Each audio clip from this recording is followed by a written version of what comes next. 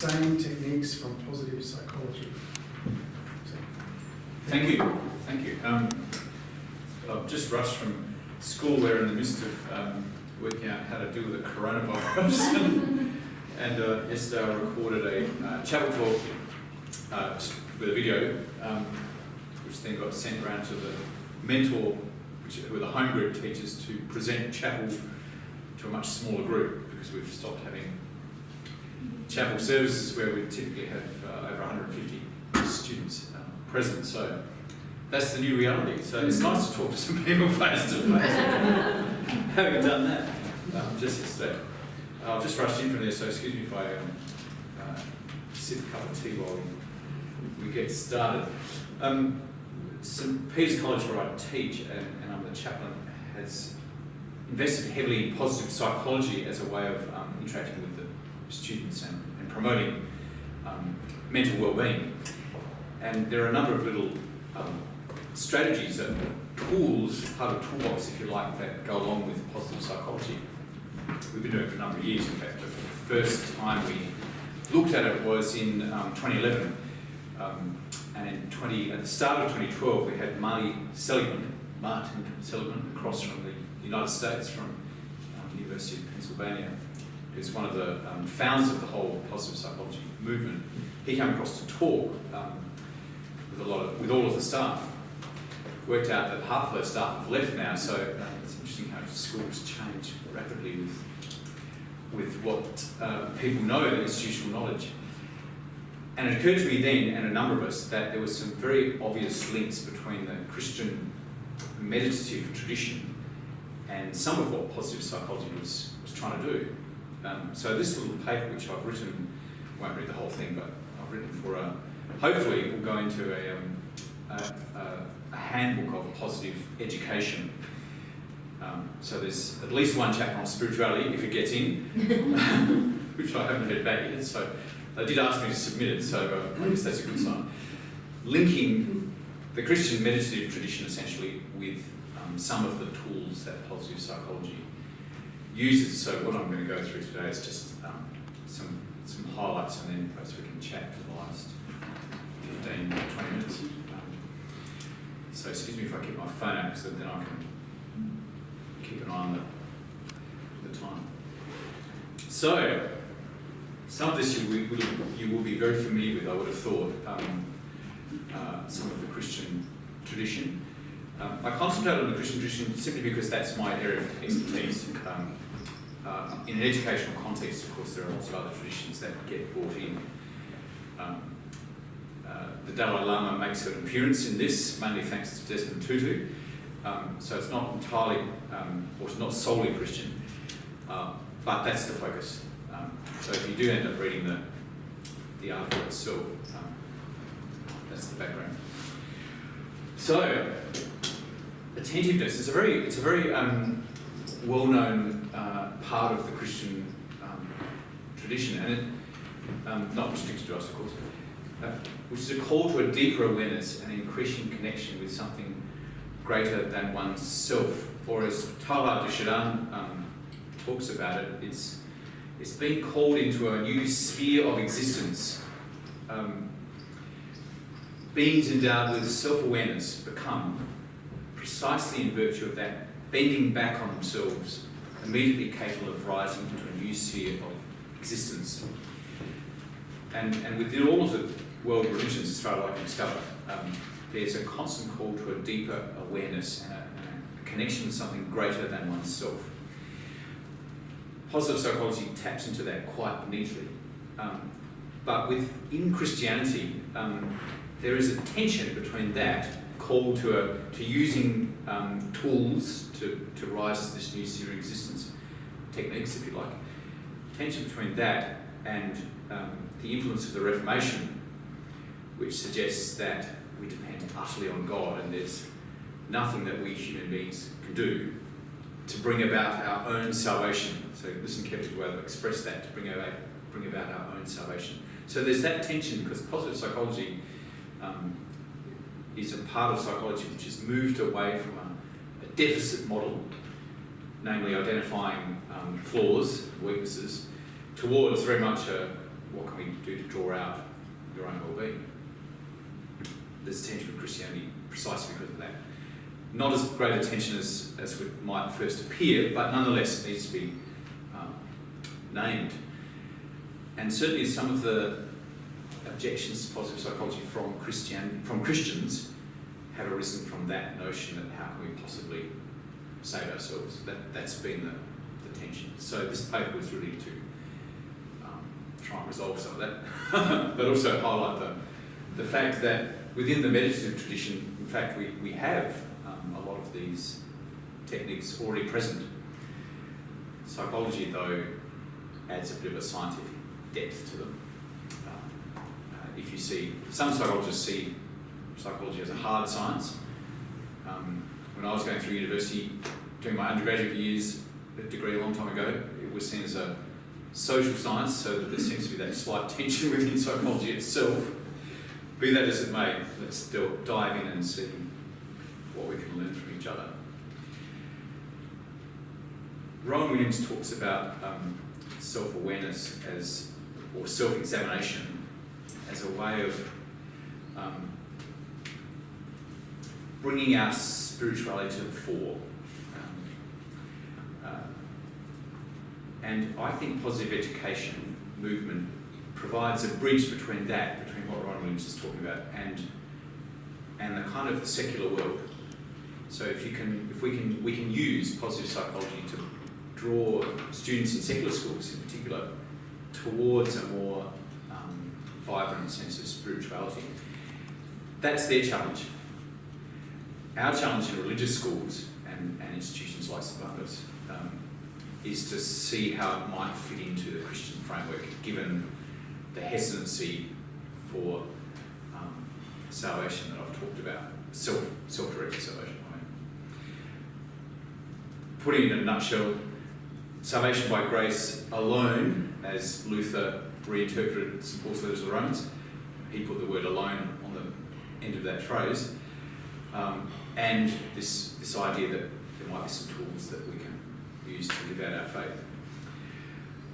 So, what are some of the tools to set the background that then might link in with the Christian tradition? Number one, the identification of character strengths, what Marty Seligman and Peterson called values in action. So you can go onto the University of Pennsylvania website for free and undertake a character strengths test. It's quite fun actually. If you've got, if you haven't done it, it's worth doing. It's very interesting.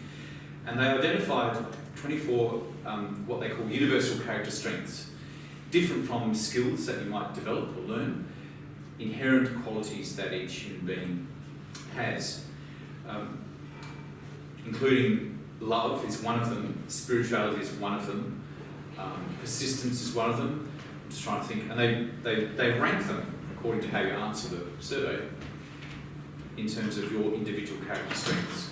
So my top ones, for example, I've got them on my laptop there, are spirituality was number one when I did the survey, so that was nice.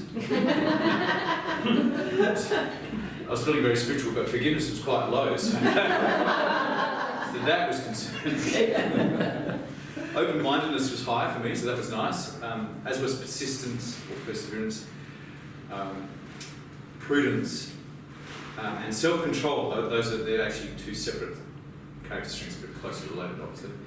So I had an interesting mix in my top 5. So it's worth doing. There are some obvious links with St. Paul's fruits of the Spirit: love, joy, peace, patience, kindness, generosity, faithfulness, gentleness, and, interestingly, self-control. So there's a lot of overlap. And when Peterson and Seligman listed these 24, they did so by examining all of the world's religions and other movements which were influenced by religion, such as the Boy Scouts movement and the Girl Guides. So that's how they came up with the 24. And then they tested them using the strategies that psychologists use. That's an important point to make. because it's not as if they kind of had these 24 character strengths revealed to them transcendently by God. There was a method that they went through. Important to note for two reasons. Firstly, although they say that these are the 24 character strengths that we all have, nonetheless there was a system they went through to come up with it. So they're objective, but they're not, I don't think they're absolute, if that makes sense. There was a process behind it. On the flip side though, there was a process behind it, and it's been tested. So that's kind of the tension. It's interesting working in a school in that respect. We talk about the 24 character strengths as if they are absolute things. In one sense they're not, but you know, you could have had 26, arguably. So that's the background of the character strengths. There's a interesting perspective, I think, that affects the way we look at this, though, because in the Christian tradition we would name love and forgiveness, I think, as fundamental building blocks of human beings at our best.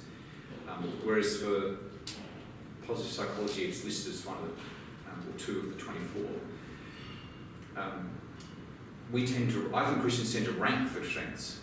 We tend to rank love and forgiveness and possibly others as being higher qualities than the others. So there's that tension too when the Christian encounters positive psychology. So I was trying to think of a way of making sense of all that. One of the ways I did it was to look at the book which Desmond Tutu and the Dalai Lama wrote together with help. And I was reading about Desmond Tutu, who apparently, my father has met him once, but we have a teacher at school who's met him and says this is absolutely true. When you're in a room with him, this is what Rowan Williams says, it's like he is an expansive character who's so full of his own self-confidence that it's overwhelming, and yet it's not, because he includes everyone in that.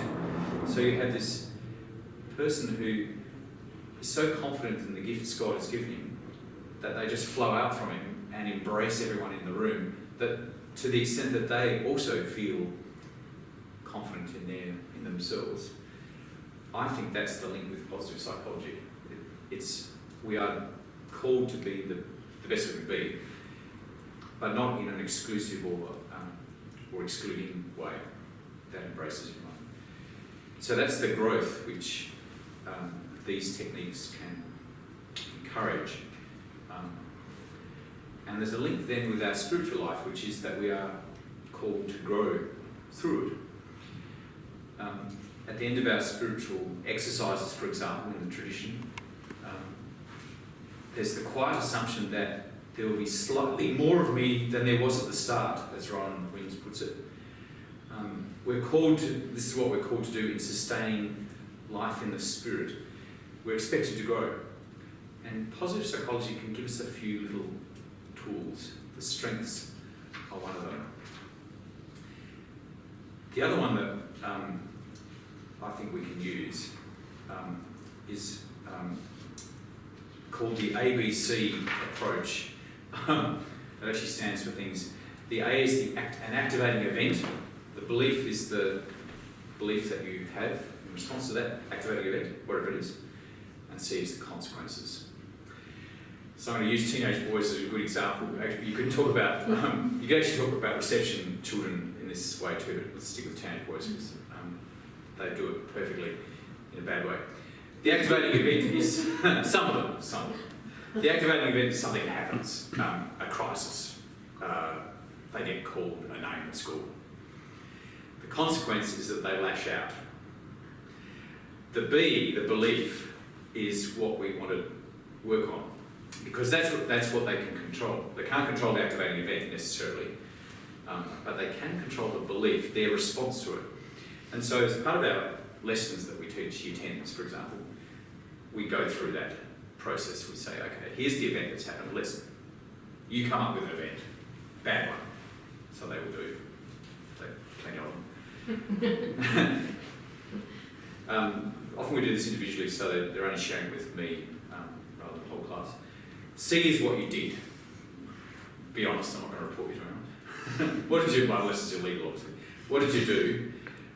And then let's work out B. What could you have thought and felt which would have changed the outcome? So it's a very simple strategy. How does that then link with Christianity? I think quite logically, because there's a lot of references in the Gospels to precisely that sort of behaviour, where you don't respond aggressively to something that happens, you respond out of love. So St. Paul, for example, lists various qualities as forgiveness and compassion, or kindness, as then determining how we respond. And in the context of forgiveness, that's crucial. So that becomes the B in the belief, the ABC, the B. Forgiveness is one of the strengths which we can use to determine our response. I'm actually not going to quote a Christian for the next bit, but this is what the Dalai Lama says in terms of changing the cycle of revenge, and that strategy of ABC can work.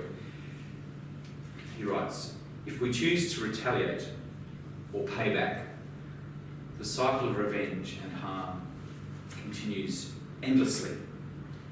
But if we choose to forgive, we break the cycle and we can heal, renewing or releasing the friendship. At St. Peter's we've been exploring what that kind of concept might mean, linking it with Desmond Tutu's idea of forgiveness too. Forgiveness is the grace by which you enable the other person to get up and get on with dignity, to begin anew. So one of the things we've been exploring at St. Peter's is what forgiveness looks like in the context of students doing the wrong thing. Because forgiveness, and this is where Ben Levy, who's my associate chaplain, and I have played, I think, quite a helpful role, because we've been able to, because some of the teachers are saying, well, does that mean they just get away with it? Is that what forgiveness means? There's no consequences. You know, they do the wrong thing, but, it's okay, you're forgiven. No, it doesn't. Forgiveness is not some kind of laissez-faire, slap approach. It's not the same as approving of wrongdoing. It's intimately connected with the Christian notion of repentance. Or as John Hendry, who taught at Geelong Grammar for a number of years, it's about people not being bystanders, which is what a slack notion of forgiveness might imply, but upstanders, is his phrase, standing up. Or as the Dalai Lama puts it, it's out of concern for their, as in the perpetrator, if you want to use that language, own long-term well-being that we stop their wrongdoing. So that's this notion of forgiveness. How that connects with the students who, in a practical sense, that's what St. Peter's College is still working out, is how that connects then with the student who does the wrong thing. How do we look after their well-being, and we apply positive psychology, and we give them these tools, we acknowledge their strengths, but we also stop their wrongdoing and make real their repentance without it being punitive. That's the tricky bit. It's slightly different from restorative. It's not exactly the same as restorative justice, although it has a lot of similarities with it. So that's some of the stuff I've been looking at. I think that people like Rowan Williams are quite helpful in this respect, because they put us back in touch with some of the traditions that have been there for a long time. I think the ABC model, the activating event, the belief that follows, and then the consequences, links remarkably well with a lot of much older Christian traditions. So, for example, St. Ignatius talks about the examen of consciousness, which Philip Carter defines as, he actually isn't sure that he wrote this, but I found it on an old document that has his name attached to it, so I'm quoting him and he said, oh, okay. So possibly Philip Carter wrote this, but anyway, this is what someone wrote. The examen is spirit-guided insight, a way of praying that opens our eyes to God's self-disclosure in the midst of our everyday life. It is at the same time a growing awareness of our own responses to this self-disclosing God. How open am I? How willing? How generous? What in me resists or blocks the gracious movement and invitation of God? God, give me courage.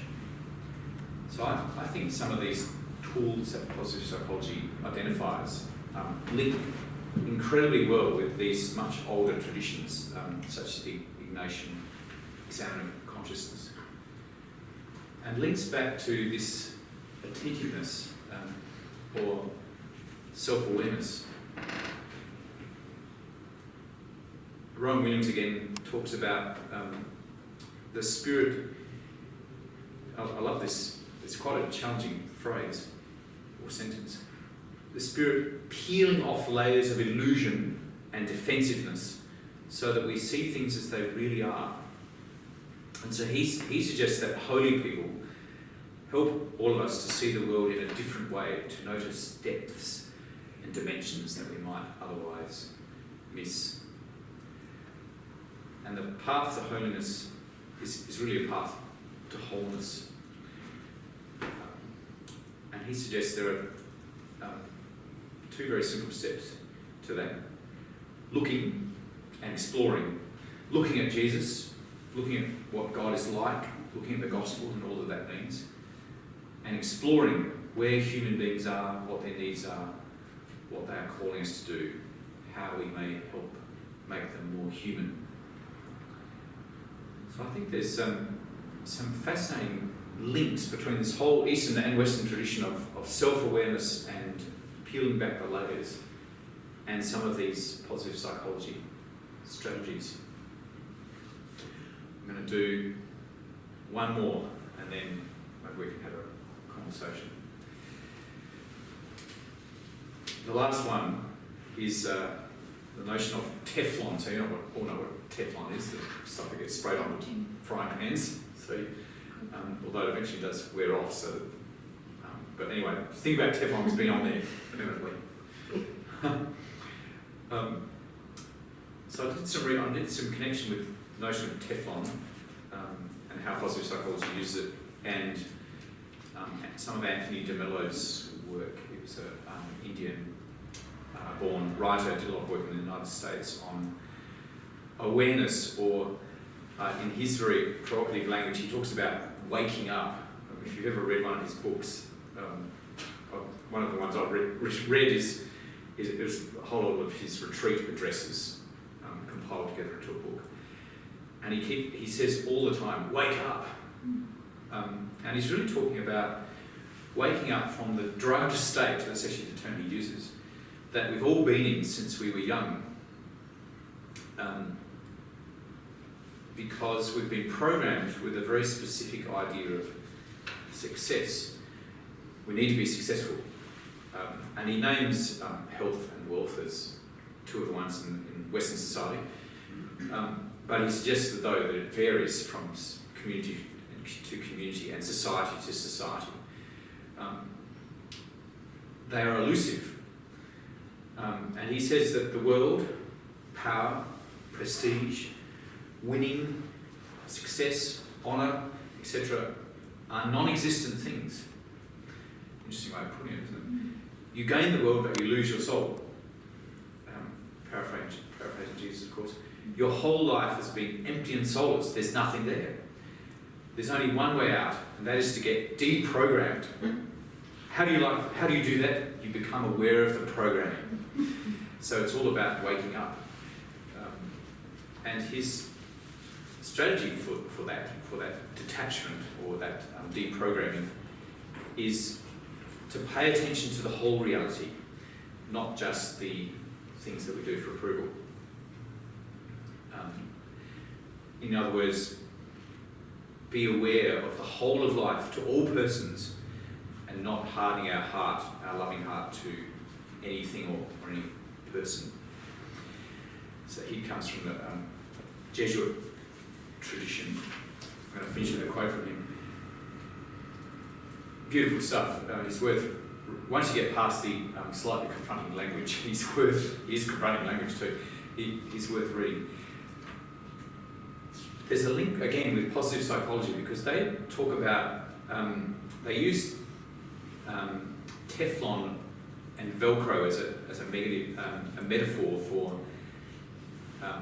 whether others' opinion of us sticks to us or not. So if someone has a negative opinion of you in society, it will tend to stick to us like it's sticking to Velcro. Whereas we tend to the positive comments that they make to just kind of drop off us like water onto Teflon. So that's the image. It's quite a helpful one, I think. And we especially, because of our negativity bias, we do it instinctively. The positive comment will just wash off. Oh, that's great, but it's gone. The negative one will stay. And then everything that we subsequently hear from that person, for example, will confirm that. If they've said one comment, negative comment, you will be listening out to it for it, because that's our confirmation bias. We look for things to confirm our initial belief. So they talk about, this is Karen Rivich, who's another academic in the East Coast of America, talks about changing that. So that, in fact, the negative comments don't stick to us like Velcro. We come up with some strategies for getting rid of that. And she lists a whole lot of techniques that, I mean, they're common sense in one sense, but they're helpful to list. Gain perspective. What do trusted people say to you, like a parent or a good friend? Ask yourselves neutral questions which look at the event from a different perspective. And then she has this, it's written for younger children, but it's helpful for adults. Pretend to be a detective. So this idea of being a detective. Look for evidence, clues. Is the initial negative feeling or comment that you heard, is it actually true? What does the evidence say? And look for positive evidence which paints a different picture. So you ask yourself, what went well in this scenario where you're copying the negative feedback, or you feel you're copying the negative feedback? It's half of the battle, of course. It's not exactly the same as what Anthony DeMello is talking about, but I think it gives a way in, asking those questions to then change your own experience of what's been said.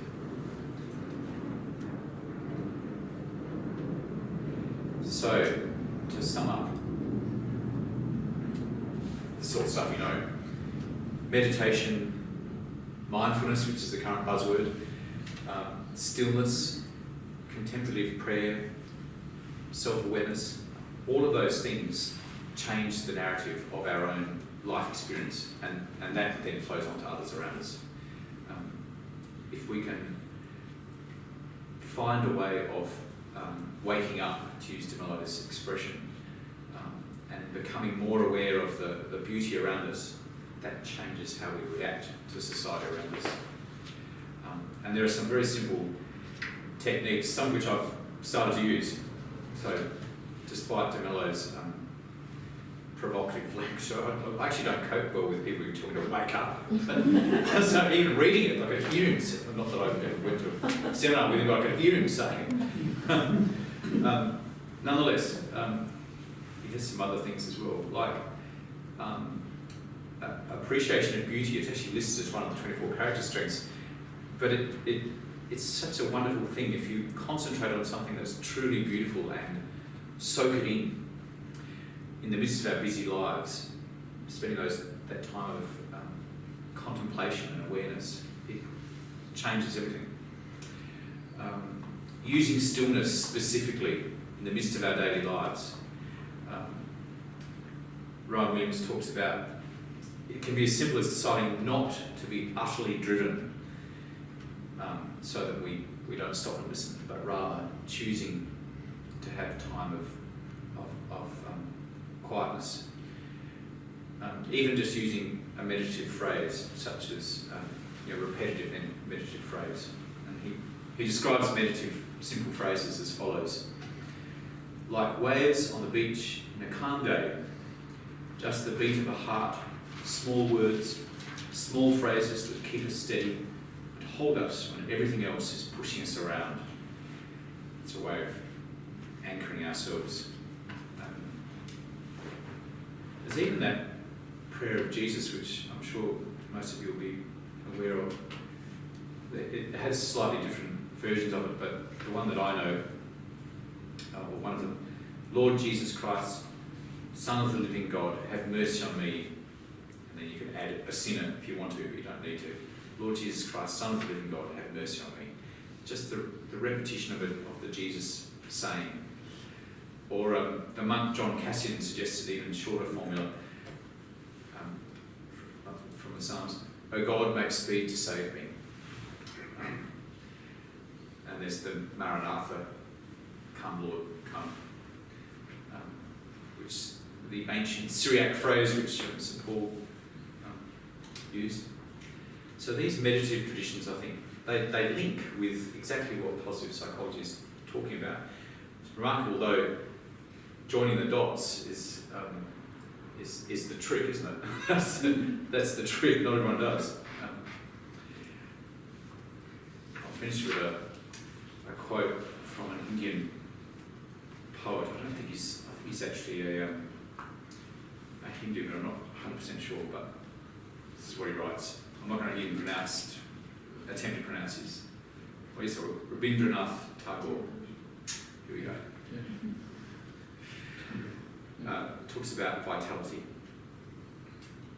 The vitality that flows in waves night and day through every vein of my body flows out to conquer the universe, pulsates through the world in amazing rhythm and cadence, inspires every pore of the earth's soil with the thrill of a million grass blades growing, blossoms into flowers and young leaves, sways year after year in the ceaseless ebb and flow of the undulating worldwide sea of life and death. That endless vitality, absorbed into my being, exalts me in every limb. In my vein dances today that vast rhythm of eons. Good spot to stop. Some time for questions. So, Mike's quick. Thank you for that. You mentioned about the link between Christian spiritual practice and also positive psychology. I'm just wondering to what extent you might consider or have considered factoring in the Aristotle's notion of human flourishing, where when he observed what it was about people who were doing well, that these identify with people that had certain virtues. Do you find there might be a connection with all of that, or indeed with how we might, for example, understand what it is to be a person that's flourishing in a contemporary sense, whatever that happens to be? Yeah, I haven't done work on that personally, but I'm just trying to find Ellen Charry has written on exactly that. She looks quite closely at Aristotle and some of the other classical writers. There's a book called Flourishing in Faith, which Matthew White and I and a couple of people from St Peter's College, and Gillies Ambler, edited. I can send you the reference. She talks about it in that. She also talks about it in the other book, which I don't think I've got here, but on linking positive psychology and Christianity. Yeah, she writes from a Jewish tradition, but she's heavily influenced by Augustine. She's a Christian now, I should add. Yes, so that's a link that she's made and has written about quite extensively. There's a lot of depth to that, I think. Yeah, it's not my area of expertise, but it has been looked at. Yeah. Do you go into that area at all? Not just when you're talking about with students? And a general notion of flourishing, we don't actually look at Augustine, but we should more closely. Aristotle, sorry. Yeah, perhaps we should more closely. Yeah, thank you. Yeah, someone that was very familiar to me, but I enjoy hearing more about it. You must be familiar with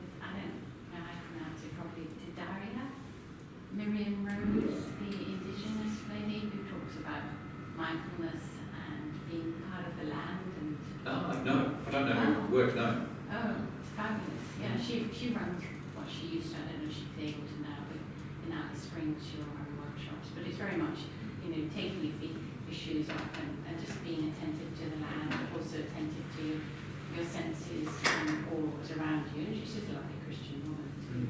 Yeah. So she's... Sounds really good. I might get her from you at the end. Yeah. Okay.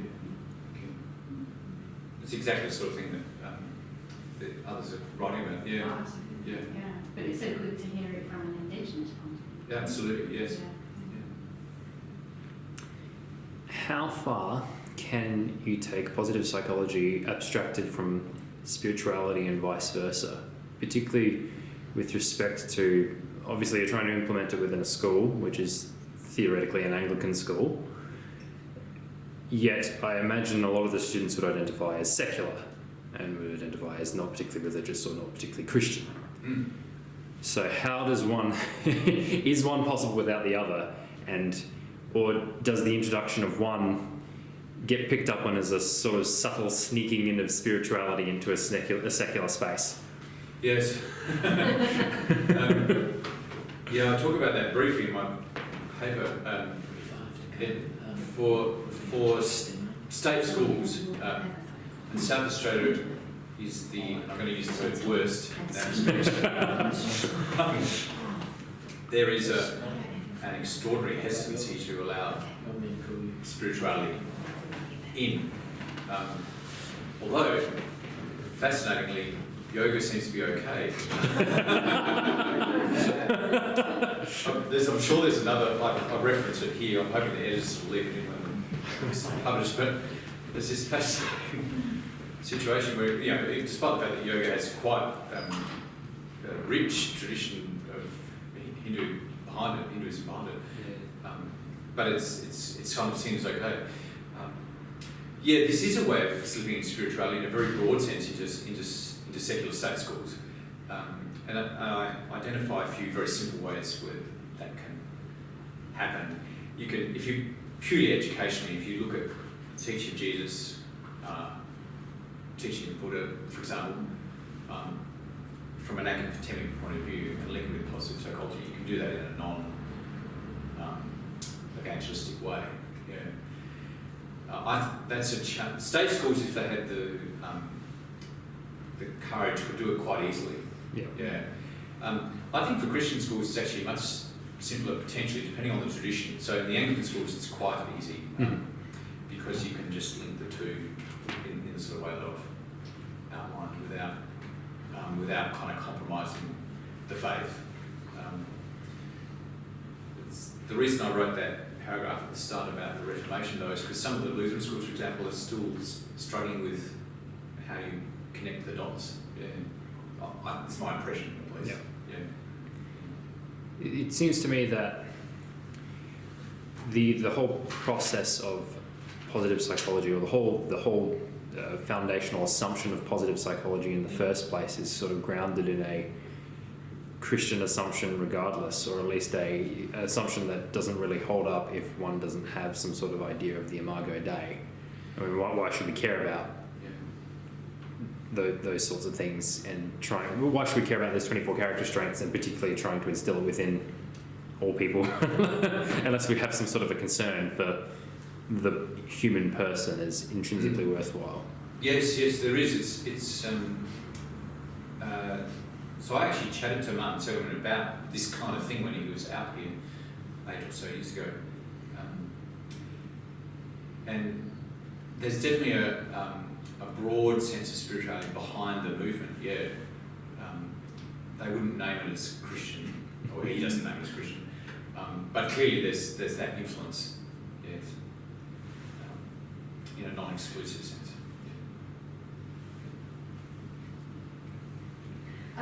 Theo, thanks for what you've offered this afternoon. It's quite thought-provoking. I know that you're kind of making connections all over the place between the Christian tradition and the various expressions of positive psychology that find their way into a lot of professional contexts, in particular in schools at the moment.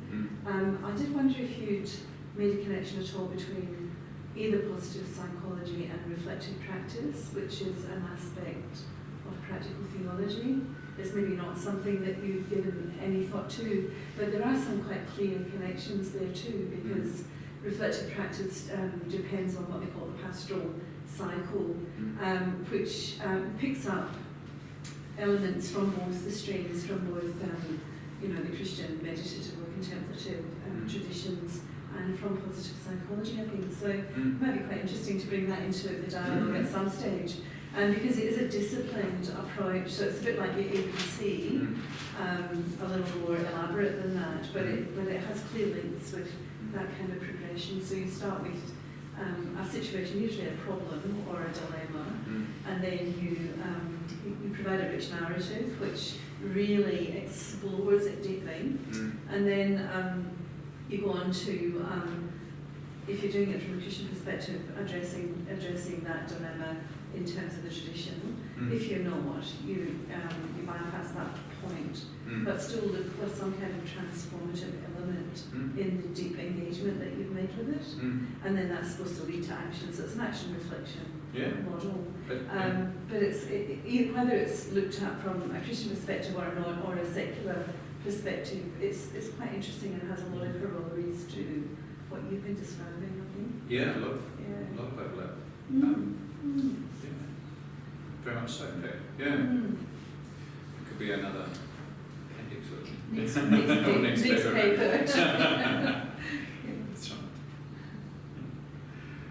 I'm happy to make the paper available to you if you'd like. Just give me your email address. Send it to Damien. Yeah, just on the proviso that it's just for limited distribution at this stage, because touch would hold. God willing, it'll be published. But if it's not, then feel free to distribute it to whoever you like. Are there any? Nothing, just a moment. He said, wake up. Anthony often writes, wake up. Perhaps he would have used that in his sermons in Indian communities where people really Shouted at That's just a fun. Thanks, Theo. And this is regarding, when you talk about new sphere of existence and gathering information, like insights from everywhere, like in the sense you mentioned Buddhism, and also because yoga and meditation, mindfulness, all those things for positive psychology. I don't know, I guess Tamil language is considered to be one of the primitive languages, like maybe the first language. And there are many positive aspects, which recently I read, it's not an article, I read a poem from one of the ancient Tamil poets, which incorporates much of what you have said, so the positive psychology and how to treat children and how to, and how we can be inclusive and in, many of those we could connect it to the Christian teachings as well, because it's more with Buddhism and Christianity, and there's Tamil cultural teachings which is found maybe perhaps thousands of years ago, but now still it's existing. So I think it is a valuable thing to look at, and can easily be translated to Christian schools, and also can be, without compromising our faith, there could be a lot more to be gathered and to nurture our faith. So it need not have to be compromise our faith in any way with these external sources that are available. Oh, I couldn't agree more. There's that notion of it's called receptive communism, where you don't give up what is crucial to your faith, but learn from the person, the other. Good. Thank you. Theo, thanks very much. If I remember rightly, you wrote a piece in that collection of essays. Yes. How far, it's a while since I read that, how far beyond that have you gone in what you're doing here? I think I've probably named some of the positive psychology techniques a bit more explicitly here. This particular paper was written for a positive education journal, so the theories will go to educationalists of various types. So it was important to make the practical links. And I've been exploring people like DeMello and Brian Williams, Mm. and another Catholic I read, Thomas, not Thomas, that's the school chaplain, Thomas Bassett. Forgot his first name, Bassett. So there's a few. I've got more into the spiritual tradition, I suppose, in this particular paper. Yeah. The previous one. The previous one was looking at the doctrine of the Trinity. Right, okay. So it's slightly different. It's all connected, obviously. Yeah. Yeah. Thanks. Yeah.